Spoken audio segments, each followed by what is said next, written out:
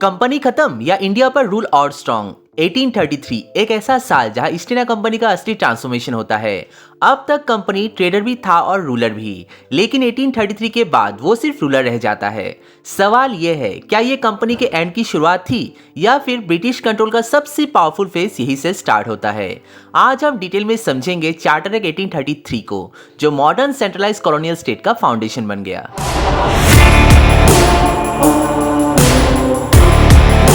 अगर आप मुझे रेगुलरली फॉलो करते हो तो आपने देखा होगा मैं अपना वीडियो छोटा रखता हूं, क्योंकि I believe focus on content not on unnecessary information. Simply बोलूं तो सीधी बात, नो बकवास। तो चलिए वीडियो को शुरू करते हैं। 1813 ने कंपनी का इंडिया ट्रेड मोनोपोली तोड़ दिया था, लेकिन टी एंड चाइना ट्रेड अभी भी उनके पास था। कंपनी का कमर्शियल रोल वीक हो रहा था और एडमिनिस्ट्रेटिव रिस्पॉन्सिबिलिटी बढ़ रहा था। इंडस्ट्रियल रिवॉल्यूशन के बाद ब्रिटेन को एक स्टेबल सेंट्रलाइज गवर्नेंस चाहिए था और 1833 में पार्लियामेंट ने फाइनल डिसीजन ले लिया। चलिए अब जानते हैं why charter act 1833 became necessary. तो 1813 के बाद फिर 20 साल कंप्लीट हो चुके थे। पार्लियामेंट को डिसाइड करना था कंपनी को ट्रेडर रहने दिया जाए या सिर्फ एडमिनिस्ट्रेटर बनाया जाए। ये रिन्यूअल सिर्फ रोटी नहीं था, ये स्ट्रक्चरल ट्रांसफॉर्मेशन था। साथ ही प्राइवेट ब्रिटिश ट्रेडर्स इंडिया में एंटर हो चुके थे। कंपनी का बिजनेस मॉडल आउटडेटेड लगने लगा था, इसलिए पार्लियामेंट ने डिसाइड किया कंपनी को ट्रेड से हटाकर सिर्फ गवर्नेंस पर फोकस करवाया जाए। जैसे कि हम जानते हैं, बंगाल, मद्रास, बॉम्बे अपने अपने तरीके से लॉज बना रहे थे। इंडिया एक टेरिटरी था, लेकिन लीगल सिस्टम फ्रेगमेंटेड था। यूनिफॉर्मिटी के बिना स्ट्रॉन्ग एम्पायर पॉसिबल ही नहीं होता। एंड ब्रिटेन चाहता था कि एक ही अथॉरिटी पूरे इंडिया के लिए लॉ बनाए। Multiple centres of power empire को वीक कर सकते थे। 1833 का एक्ट इसी सेंट्रलाइजेशन का आंसर था।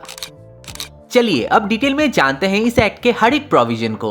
तो पहला है कमर्शियल फंक्शंस ऑफ कंपनी। सबसे बड़ा डिसीजन, इस लॉ ने कंपनी के each and every commercial function including T and trade with China completely stop कर दिया था।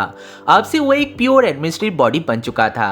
The end of companies commercial role. ये मोमेंट सिंबॉलिक था, shift from commercial empire to administrative empire. दूसरा है governor general of India. Governor general of Bengal को governor general of India बना दिया गया, जिससे इंडिया के पहले गवर्नर जनरल ऑफ इंडिया बने मिस्टर विलियम बेंटिक। इसका मतलब अब से वो सिर्फ बंगाल के हेड नहीं थे, पूरे ब्रिटिश इंडिया के सुप्रीम एग्जीक्यूटिव बन गए, जिनके कंट्रोल में मिलिट्री एंड कमर्शियल फंक्शन भी दिया गया। ये फर्स्ट टाइम इंडिया को एक सेंट्रलाइज एडमिनिस्ट्रेटिव यूनिट के रूप में ट्रीट किया गया था।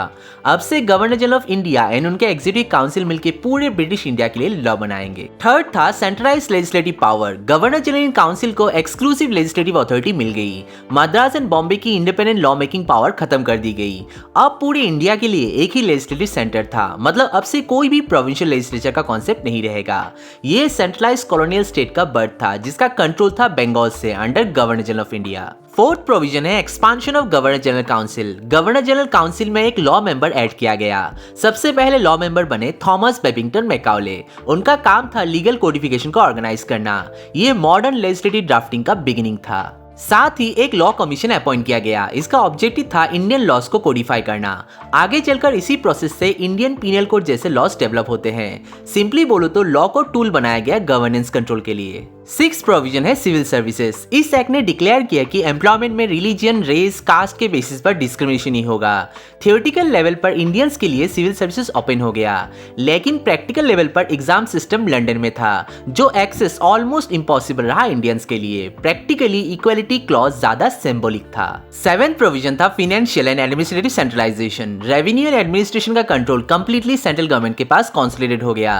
प्रोविंसेस की ऑटोनॉमी ऑलमोस्ट एंड हो गई और ब्यूरोक्रेटिक कंट्रोल और टाइट हो गया। चलिए अब बात करते हैं इस एक्ट का रियल इंपैक्ट क्या था। तो अब कंपनी का मेन रोल गवर्नेंस था, प्रॉफिट मेकिंग नहीं। ये कॉलोनियल स्टेट को ज्यादा स्टेबल और स्ट्रक्चर बनाता है। फर्स्ट टाइम ब्रिटिश इंडिया को एक यूनिफाइड पॉलिटिकल एंट्री के रूप में ट्रीट किया गया। ये मॉडर्न इंडियन एडमिनिस्ट्रेटिव फ्रेमवर्क का फाउंडेशन बन गया। लॉ कमीशन और मैकाउले के थ्रू कोडिफाइड लॉस का प्रोसेस स्टार्ट हुआ। इससे आर्बिट्री रूल कम हुआ, लेकिन कॉलोनियल कंट्रोल लीगल फ्रेमवर्क में एम्बेडेड हो गया। साथ ही civil services and centralise governance ने ब्यूरोक्रेटिक मॉडल को स्ट्रॉन्ग किया। ये स्ट्रक्चर आज के इंडियन एडमिनिस्ट्रेटिव सिस्टम का भी बेस बना।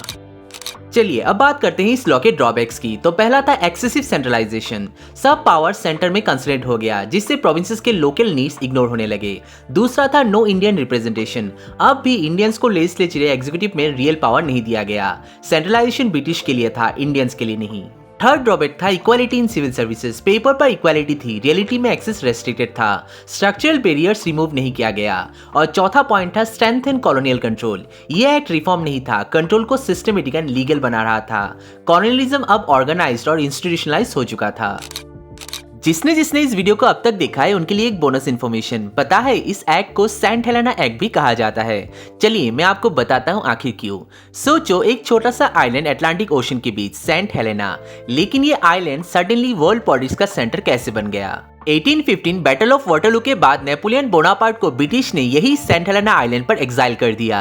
ये आइलैंड तब तक ईस्ट इंडिया कंपनी के कंट्रोल में था, लेकिन नेपोलियन जैसा डेंजरस रूलर कंपनी के बस की बात नहीं था। ये पूरे ब्रिटिश एम्पायर का सिक्योरिटी इशू बन चुका था। 1821 नेपोलियन का डेथ भी इसी आइलैंड पर हो गया। उसके प्रेजेंस ने सेंट हेलेना को एक ग्लोबल स्ट्रेटेजिक स्पॉट बना दिया।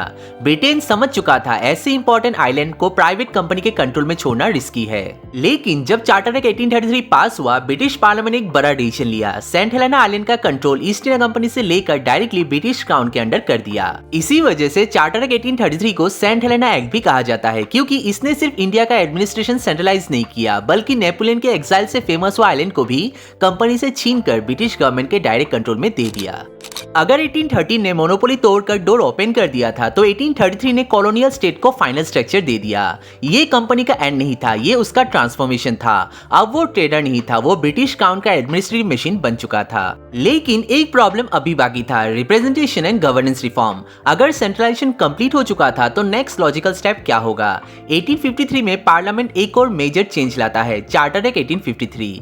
इसमें legislative expansion and civil services के कॉम्पिटिटिव सिस्टम की शुरुआत होती है। नेक्स्ट वीडियो हम देखेंगे कैसे 1853 का एक्ट ब्रिटिश इंडिया को कॉन्स्टिट्यूशनल डेवलपमेंट के नेक्स्ट स्टेज पर ले जाता है। आई होप ये वीडियो आप लोगों को इन्फॉर्मेटिव लगा होगा। मिलते हैं अगले वीडियो में, तब तक के लिए स्टे हंग्री, स्टे फुलिश। जय हिंद।